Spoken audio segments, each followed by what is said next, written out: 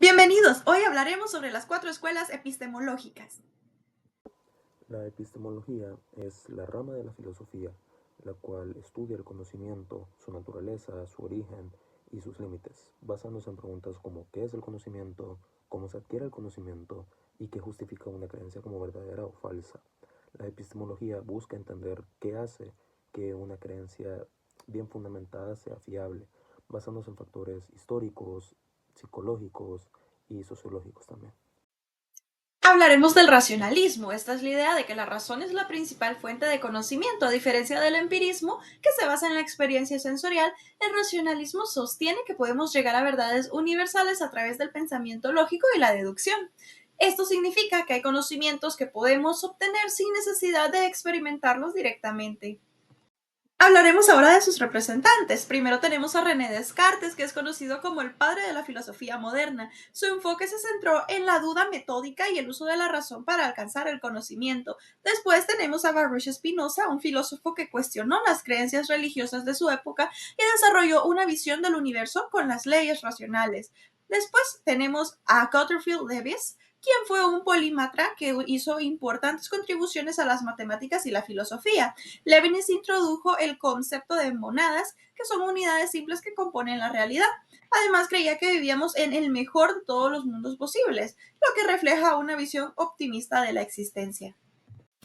El racionalismo se caracteriza por considerar la razón y el pensamiento como fuente principal de conocimiento humano. Cree en el innatismo, es decir, que existen ideas preconcebidas en la mente, así como también la utilización de métodos lógico-deductivos para validar razonamientos. Además, ha sido fundamental en el desarrollo del pensamiento laico antirreligioso, desafiando creencias tradicionales.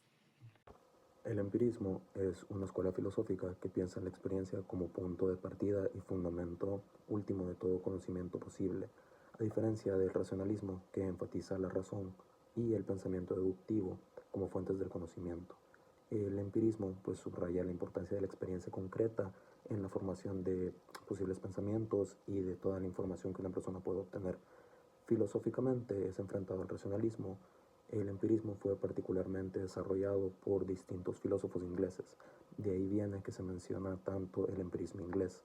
Algunos de sus principales representantes fueron Bacon, Hobbes, Locke, Berkeley y Hume, quienes se opusieron a las ideas presentadas por René Descartes, Spinoza o Leibniz.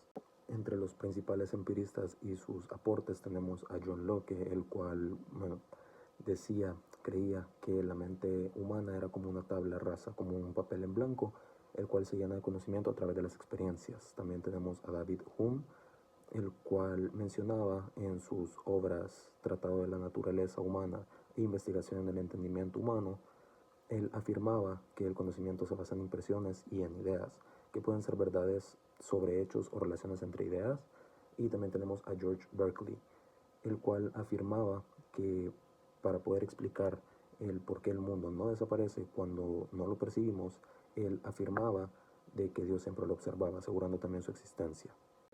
Entre sus características principales tenemos, por ejemplo, que se basa en la percepción y el aprendizaje, que todo viene a raíz de información adoptada, es decir, de vivencias o de información dada por otras personas, por otros videntes. También tenemos el conocimiento subjetivo, el cual pues se basa en que nacemos con la mente en blanco, y esa medida de estas experiencias, de estas vivencias que nos cuentan los demás o que nosotros mismos vivimos, la cual vamos adquiriendo todo este conocimiento. Y tenemos la oposición al racionalismo también, en la cual pues el empirismo se opone al racionalismo, que prioriza la razón sobre la experiencia. Además, sigue y valora las críticas normalistas que sugieren en la Baja Edad Media sobre el problema de los universales. La fenomenología es una corriente filosófica fundada por Edmund Husserl a principios del siglo XX. A menudo se le define como una ciencia de esencias que busca describir cómo se presentan los fenómenos de la conciencia, sin suponer teorías previas. Su objetivo es analizar cómo se experimentan los objetos y situaciones desde la perspectiva de quien los vive, en lugar de enfocarse en la naturaleza de los objetos. Esta corriente ha influido profundamente en la filosofía contemporánea, desarrollándose a través de figuras como Martin Heidegger, quien amplió el análisis hacia el ser, Jean-Paul Sartre, que incorporó ideas fenomenológicas a su filosofía existencialista, y Maurice Merleau-Ponty, quien destacó la importancia del cuerpo en la experiencia.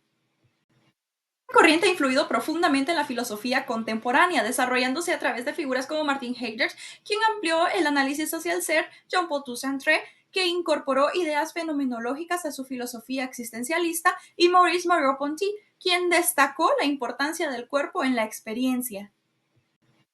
Corriente ha influido profundamente en la filosofía contemporánea, desarrollándose a través de figuras como Martin Heidegger, quien amplió el análisis hacia el ser, Jean-Paul Sartre, que incorporó ideas fenomenológicas a su filosofía existencialista, y Maurice Merleau-Ponty, quien destacó la importancia del cuerpo en la experiencia. Corriente ha influido. El enfoque fenomenológico parte de la premisa de volver a las cosas mismas, es decir, examinar cómo los objetos se manifiestan en la experiencia consciente, suspendiendo juicios sobre la realidad externa. Sus características principales incluyen la descripción de la experiencia, la intencionalidad de la conciencia, que siempre está dirigida hacia algo, y la reducción fenomenológica, que se centra en la experiencia subjetiva.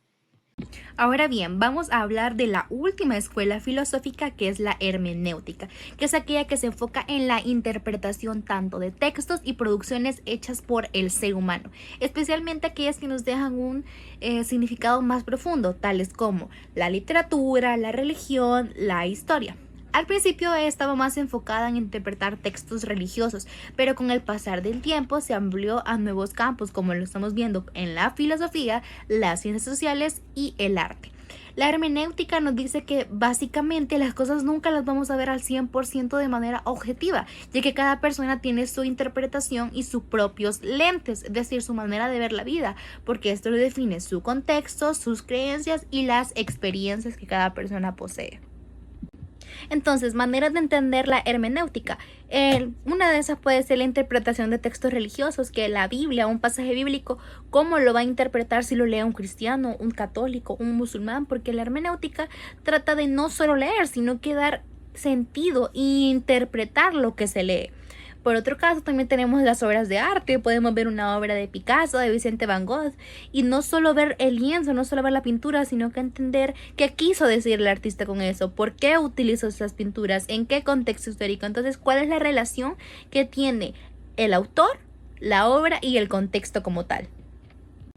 Y tenemos dos grandes representantes. Por un lado, a Friedrich, que es el padre de la hermenéutica moderna, que trata sobre la comprensión o la empatía que se debe de tener hacia el creador de un texto para poder entender el contexto. Y por otro lado tenemos a Hans George, que entra en el área contemporánea y que habla que no va a existir una interpretación 100% objetiva, sino que va a afectar según las experiencias de cada persona.